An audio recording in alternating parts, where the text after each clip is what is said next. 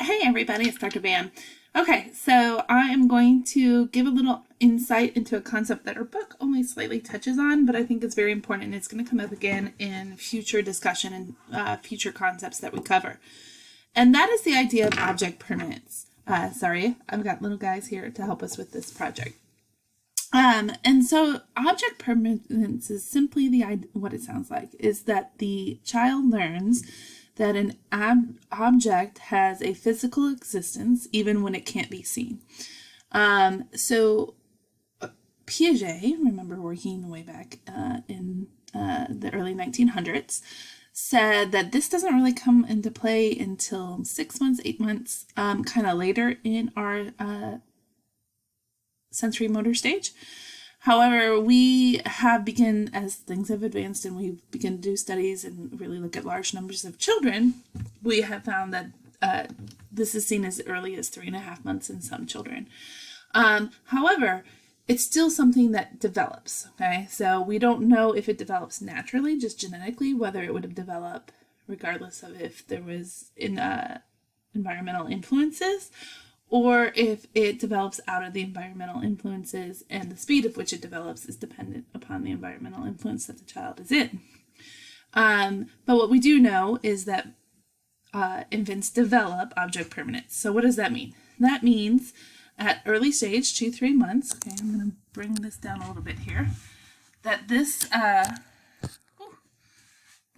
little guy to the infant is here when I can see him.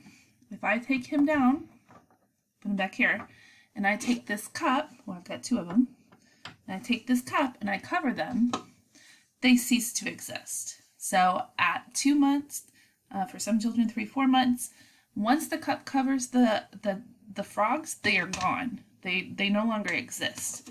Okay? When I remove this cup, I now know that the cup and the frogs exist. Okay, so when object permanence begins to emerge, we'll put the cup on the frogs, and the infant will try to knock it over to find the little froggies because something's under the cup, right? Or we often do this with like a ball under a blanket. Or we may see the child begin to play peekaboo. Or if mom has their hands covered, they may pull the hand off to find mom, right? Because mom's under her hands. Remember, hands are just a blocker at that point. Object permanence is going to come into play when we look at some other things, especially that emerge in toddlerhood.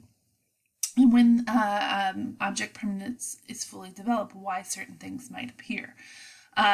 Now, just as a side note, nothing to do specifically with parts of class that we have, but there have been some suggestion that object permanence is something that children and adults with ADHD do not fully develop. And there's no scientific rationale for that. There's no tests that show that that's the case or any of that. So think about it differently. So when I cover this for that infant, the infant thinks that that frog ceases to exist, right? So the idea is that that item no longer exists. When my ADHD child puts this frog and can't find it, when I ask him where's the frog, he still knows the frog exists. He just doesn't know where it is, right? So there's a difference between the concepts that they're talking about with individuals with ADHD and what we talk about with individuals, young children who are developing object permanence. Okay, hope that helped you answer this question, and I will see you all later.